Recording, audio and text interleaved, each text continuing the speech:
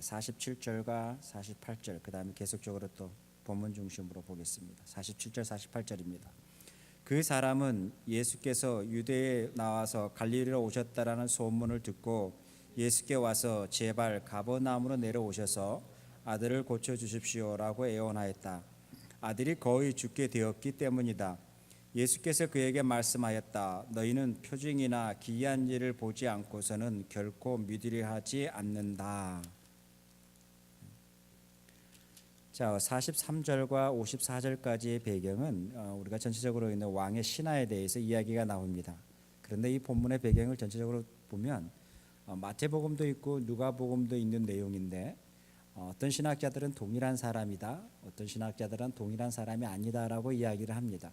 자, 어쨌든 요한이 바라보고 있는 그 왕의 신하에 대한 이야기가 43절에서 54절의 이야기, 갈릴리 지역에서 일어났던 사건에 대해서 이야기하고 있고, 동일하게 마태복음 8장에도 그다음에 누가복음 7장에도 왕의 신하라고 나오지 아니하고 백부장이라고 나오면서 나옵니다. 그런데요, 이 세 복음서를 비교를 해보면 약간 다른 점이 있죠. 여기는 아들이라고 나와 있는 반면에 다른 복음서에는 백부장의 종이었다라고 나오고 있는 반면에 이 복음서와는 조금씩 다른 이런 역사적인 배경을 가지고 있습니다. 자, 이런 배경을 가운데 보면 어쨌든 북쪽인 갈릴리 지역에도 로마가 주둔해 있는 백부장이 있었고, 그 백부장의 종이 아팠고, 그 다음에 오늘 우리가 읽었던 본문에는 그 왕의 신하가 있었다라고 하면 대체 그러면 왕은 누구인가? 이러한 부분들이 굉장히 많이 우리가 혼란스럽잖아요. 이 부분을 조금 BC와 AD의 비트윈 사이에서 어떤 일이 벌어졌는가를 조금 알면 좋을 것 같습니다. 유다가 586년에 망하잖아요. BC. 바벨론으로 망하고 난 다음에 바벨론에 의해서 계속적으로 유다가 포로로 끌려가고 그러고 망하고 난 다음에 유다에서는 끊임없이 독립을 위한 전쟁이 벌어집니다. 그 다음에 그 독립을 위한 전쟁 가운데에서 BC 167년에 전쟁이 시작돼서 142년에 드디어 독립을 하게 됩니다. 우리는 이것을 마카비 혁명이라고 이야기를 하죠. 드디어 독립을 하게 되는데 이때 이루어졌던 것이 뭐냐면 마카디아스 왕조, 그 왕조가 이제는 다윗 왕조처럼 그 왕조가 이스라엘을 통치하고 유다를 통치하고 다스리게 됩니다. 근데 좋았는데 그가 갑자기 죽고 난 다음에 두 아들이 통치하게 되게 되는데 두 아들 사이에서 권력 전쟁이 벌어집니다. 권력 전쟁이 벌어진 가운데에서 그 아들 가운데 히르카누스라는 그 아들 2세가 있는데 그 아들이 권력 전쟁에서 자기가 밀려날 것 같으니까 결국은 누구를 요청하게 되냐면 그때 당시에 신흥 국가였던 67년 BC 67년 신흥 로마 제국의 그 강력한 군대를 요청을 하게 됩니다. 이때 이제는 요청을 하게 되니까 로마가 합법적으로 군대를 끌고 들어오게 되고 그러고 난 다음에 통치하게 되는 거죠. 자, 이러한 역사적인 배경을 또 가지고 있죠.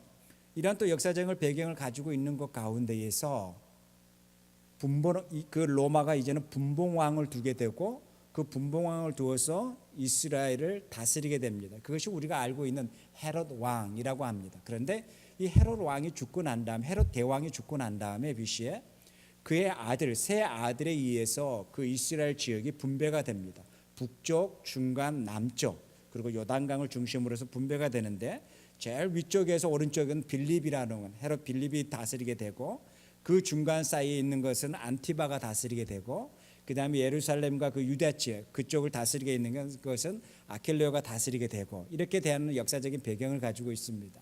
자, 이러한 가운데에서 또 유대 지역에 있는 사람들이 반란이 일어납니다. 어떤 반란이 일어나냐면 너무 가혹하게 너무 혹독하게 다스리니까 유대 지역에서 반란이 일어납니다. 우리가 성경에도 보면 그 혹독함에 요셉과 마리아가 피신을 할 정도였잖아요.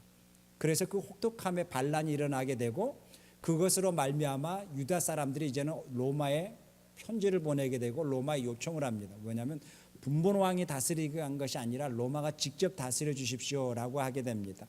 그러고 난 다음부터서는 로마가 총독을 보내게 되는 거죠. 바로 우리가 알고 있는 본디오 빌라도라는 총독이 바로 이제 그러한 유형이겠죠. 본디오 빌라도라는 총독은 5번째 파견된 총독입니다. 자, 어쨌든 이러한 역사적인 배경을 가지고 있죠. 자, 이런 배경을 이제 우리가 이해한다면 왕의 신하라고 한다면 우리가 누구를 생각할 수 있겠어요? 제일 북쪽을 다스리고 있는 빌립일 수도 있는 것이고 아니면 안티바일 수도 있는 것이고 그것을 다스리고 있는 그 분본 왕이기 때문에 왕의 신하일 수도 있을 것이고 또 다른 한편으로는 로마가 다스리고 있는 총독 가운데서 파견된 그러한 사람일 수도 있을 것이고 어쨌든 간에 바라보고 있는 성경은 요한복음과 마태복음과 누가복음의 저자가 다르게 표현하고 있지만 이 부분 속에서 가장 큰 본질이 뭔가 배경에 대한 부분 속에서는 틀리지 아니하지만 이러한 가운데에서 예수님과의 만남 속에서 어떤 일이 벌어졌는가 이것이 가장 큰 본질이라는 것입니다. 어떤 신학자는 동일한 인물이다. 또 어떤 신학자는 아니다. 다르다고 합니다. 근데 저도 다르지는 않을 것 같아요. 예수님의 사역의 3년을 이야기했을 때에 3년 동안 이렇게 계속적으로 누가복음에는 중풍이라고 나와 있거든요. 그 신하가 중풍에 걸려서라고 나와 있지만 오늘 본문에는 죽을 병이라 그랬지 구체적으로 어떤 병인가에 대해서는 설명을 하고 있지 않거든요. 그 지역에 갑자기 무슨 질병이 이렇게 유행되지 않는 이상 갑자기 왕의 신하가 아니면 또 백부장의 종이 또 누구의 아들이 갑자기 막 이렇게 죽는 일이 계속 일어나서 예수님을 찾아왔을까? 이것도 조금 의문을 던져볼 수 있지만 어쨌든 마태의 눈으로 바라봤을 때, 그 다음에 누가의 눈으로 바라봤을 때, 그 다음에 요한의 눈으로 바라봤을 때에 이것을 기록하고 있는 것은 조금 다를 수 있다라는 겁니다. 그리고 또 중요한 것은 우리가 성경을 볼 때 전후 문맥을 보면요, 항상 앞과 뒤에 보면 두 가지 어떤 대조적인 부분이 나옵니다. 우리가 앞에 봤을 때 4장에서 대조적인 부분이 뭐예요? 사마리아라는 지역이 나왔잖아요. 사마리아인은 유대 땅에 살고 있고 유대 땅에서 태어났음에도 불구하고 유대인이 아닌 사마리아인들, 그와 반면에 오늘 본문에 나오는 왕의 신하, 이방인이네요. 유대 땅에서 태어나지도 아니하고 어쩌면 로마 시민권을 가지고 있을 수도 있고 그러한 배경을 가지고 있는 또 다른 이방인 사람, 그 이방인 사람이 예수님을 만나는 과정을 그리고 있는 게 요한이라는 겁니다. 그것뿐만 아니라 여러분, 이 왕의 신하의 이야기가 바로 끝나고 난 다음에 요한은 무엇을 기록한지 아세요? 바로 그 유대인 중풍병 걸려 있는 그 유대인에 대해서 기록을 하고 있습니다. 그래서 이 문맥을 전체적으로 흐름을 보면은 사마리아인, 유대 땅에서 태어났지만 유대인이 아니라고 취급받고 있는 이 사마리아인들, 그 다음에 두 번째는 그 지역 안에 살고 있지만은 이방인, 왕의 신하에 대한 이야기, 그 다음에 세 번째로 이렇게 또 5장에 넘어오면은 예루살렘 중심에 살고 있지만 중풍병에 걸려 있어서 살고 있는 그 유대인, 이 세 모습을 동일하게 그리고 있는 저자인 요한의 목적은 뭘까? 자, 이것을 우리가 좀 놓치지 말고 가자라는 거예요.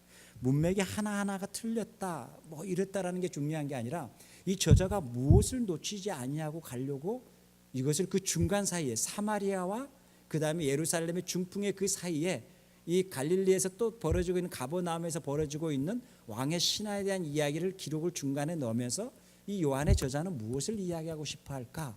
자, 이것이 우리의 고민이라는 거예요. 초창기 우리 신앙에 보면 특히 모태 신앙이 그런 갈등을 많이 하죠. 1.1획도 성경은 틀리지 않다. 이 문자의 오와 아도 틀리지 않다라고, 이것을 틀렸다라고 이상하게 생각하면 이것은 믿음이 없다라고 보이지 않냐고 우리에게 계속적으로 주입된 교육을 받았던 모태 신앙들에게는 이제 이것이 혼란스러운 거죠. 마태는 다르게 표현하고 있고 누가는 다르게 표현하고 있고 요한은 다르게 표현하고 있는데 어느 것이 맞다라는 거야 라고 한다면 아니야, 다 맞죠 라고 하는 모태 신앙이 있고, 아니 이게 어떻게 이렇게 다를 수 있을까, 어떻게 표현이 다를 수 있을까라고 하는 거죠. 이럴 때의 모태 신앙이 가장 거부하는 반응이 뭐예요? 이것을 문학적으로 다시 한번 보면 어떨까, 역사적으로 이것을 보려고 하면 어떨까. 이 저자는 이것도 중요하지만 가장 중요한 그 문맥의 전체적인 흐름을 끊지 아니하고 무엇인가 전달하려고 하는 의도는 없을까라는 것에 대해서 우리가 한번 생각하면서 성경을 접근하자라고 한다면, 이것은 굉장히 신앙이 없는 사람의 접근의 방식. 모태는 또 이렇게 생각하잖아요.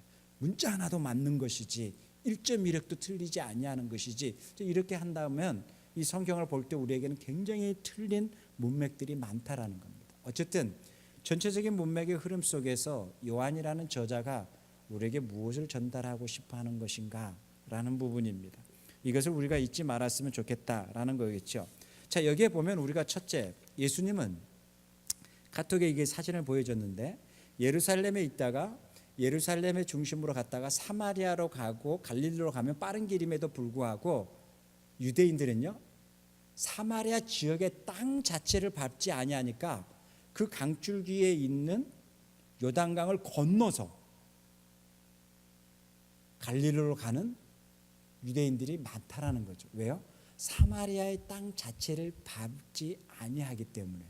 그리고 가끔 예수님의 사역자에 보면 예수님이 피해서 지역으로 변동하면서 가는 지역이 있죠.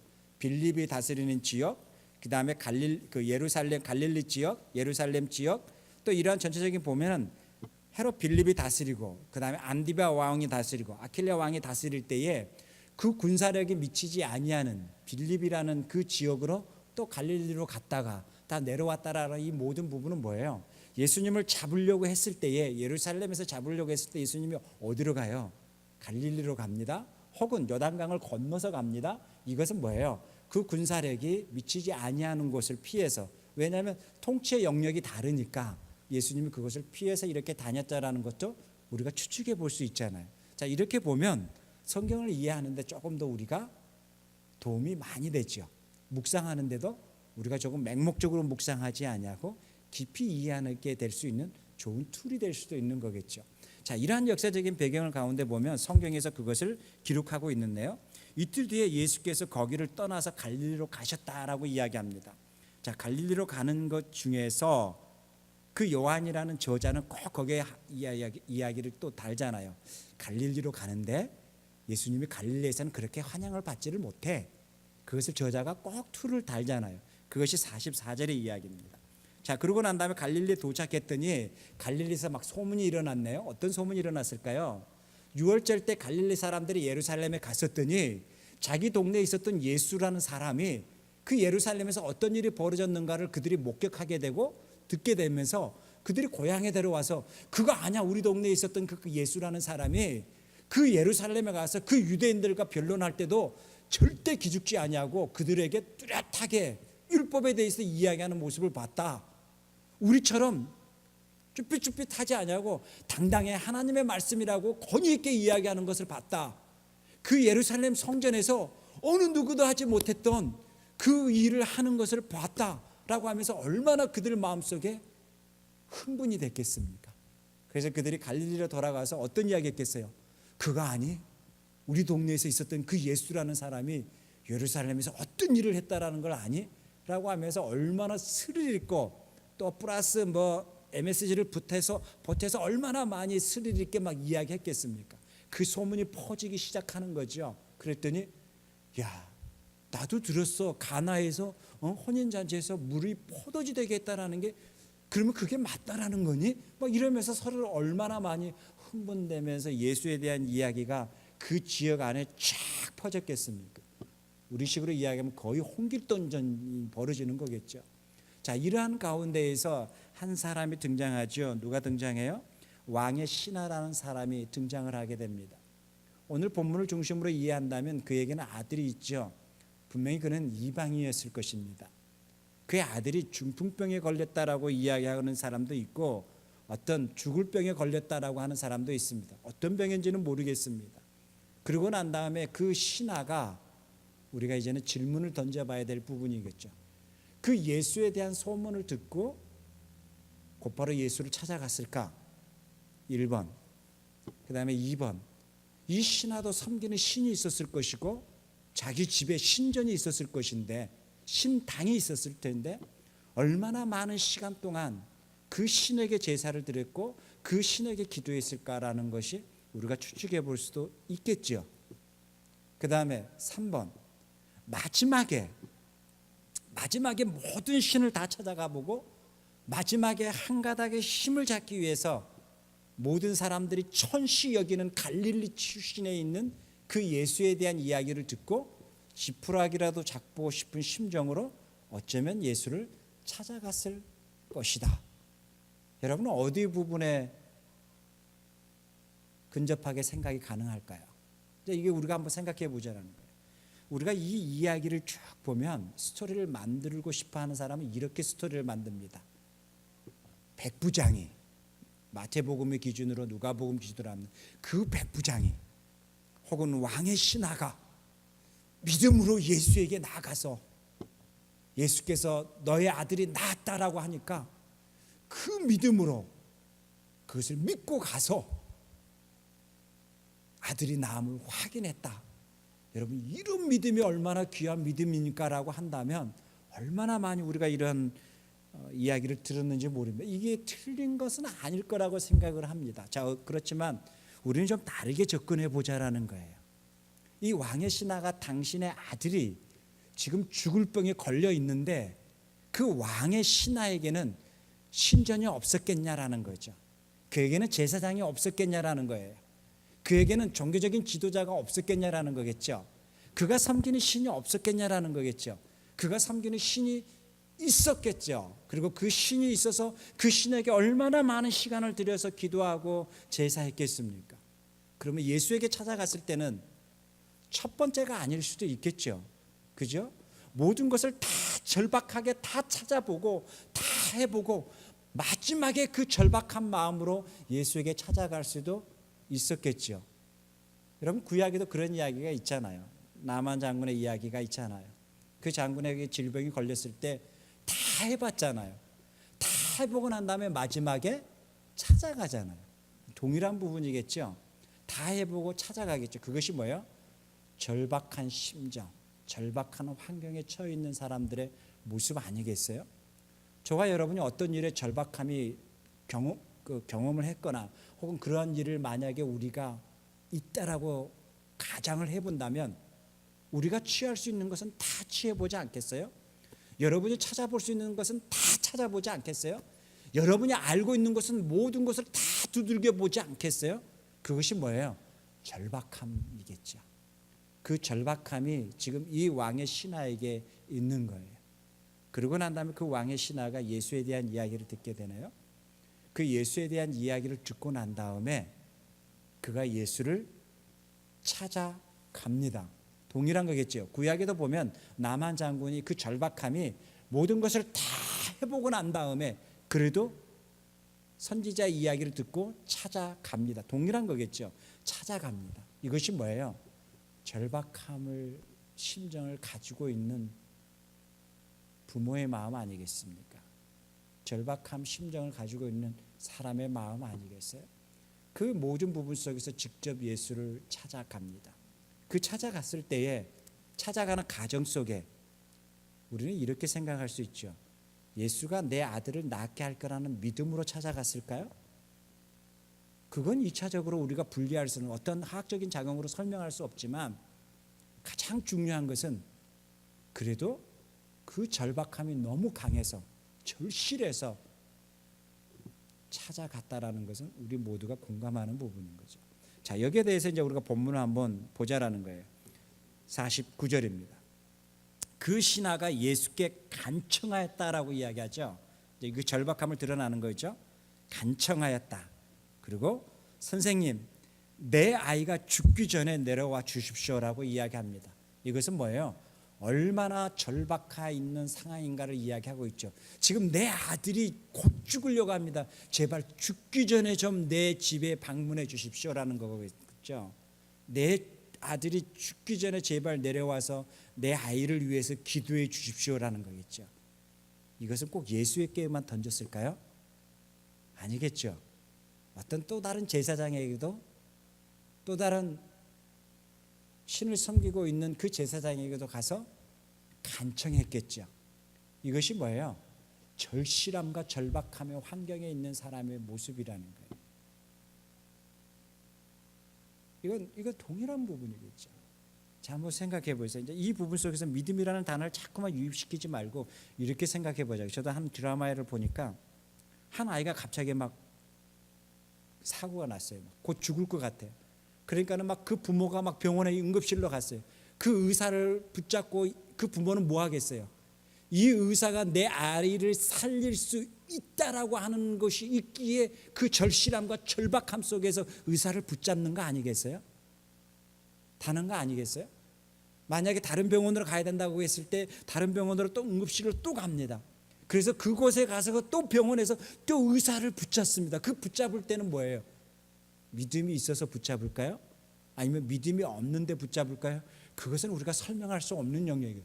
절실함과 절박함이 그 안에 있다라는 거겠죠. 그것이 뭐예요? 내 아이를 살려달라고 하는 간청함, 절실함과 절박함이 있기에 가능하겠죠. 동일하게 49절의 이야기가 그거라는 거예요. 그 신하는 어쩌면 다른 얘기도 이렇게 간청했을 것입니다. 그러나 오늘 본문에는 그것을 설명하고 있지는 않아요. 거기에 대해서 구체적으로 설명하고 있지는 않죠. 근데 우리가 한번 생각해자라는 거예요. 그 예수께 간청을 합니다. 예수께 절실하게 이야기합니다. 내 아이가 죽기 전에, 지금 내 아이가 너무 위급 상황이니 내 아이가 죽기 전에라고 하는 절실함이 나오는 거겠죠. 그리고 예수님께서 이야기합니다. 그 비트윈 사이는 많은 긴장이 있었겠지만 저자는 거기에 대해서 디테일하게 기록하고 있지는 않죠. 문학가가 아니기 때문에.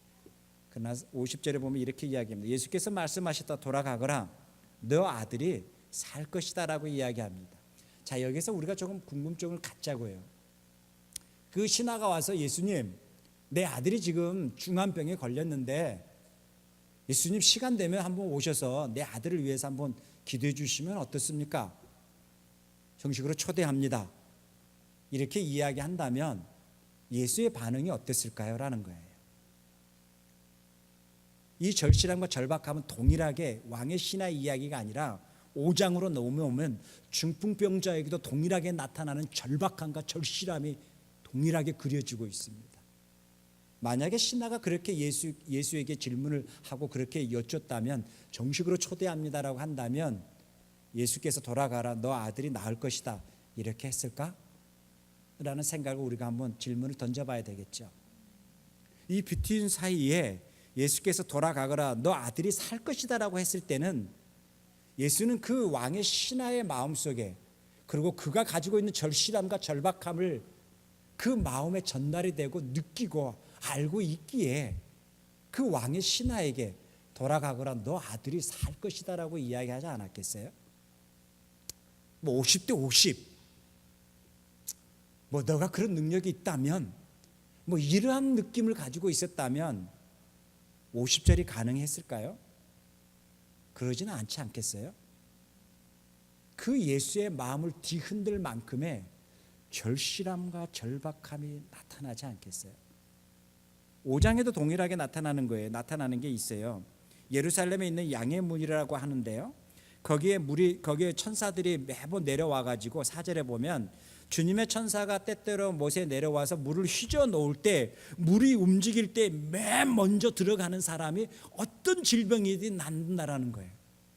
그러게 막 물이 흔들리지고 있을 때에 5장 5절에 보면 거기에 38해가 된 병자가 한 사람이 있었는데, 그것을 보면서 매번마다 자기는 그것이 물이 흔들리는 것을 보면서도 못 내려가서 누가 내려주는 사람도 없었고, 그렇게 그것도 보면서 못하는 그 절실함과 절박함에 있는 그 중풍병자의 이야기가 5장에 또 나오거든요. 이 동일한 절박함과 절실함이 왕의 신하에게도 있었다라는 거겠죠. 자, 이러한 부분 속에서 왕의 신하가 돌아갑니다. 돌아갈 때 어떤 마음으로 돌아갈까요? 이건 꽝이다, 뭐 이런 마음으로 돌아갈까요? 그러지 않겠죠. 그 마음에는 절실함과 절박함이 있는 사람에게는 의사가 이러이러한 약을 먹으십시오, 꼭 일주일 동안 10일 동안 꼭 먹어야 됩니다, 그렇지 않으면 큰일 납니다라고 처방을 했을 때 절실함과 절박함이 있는 사람은 약을 이틀에 한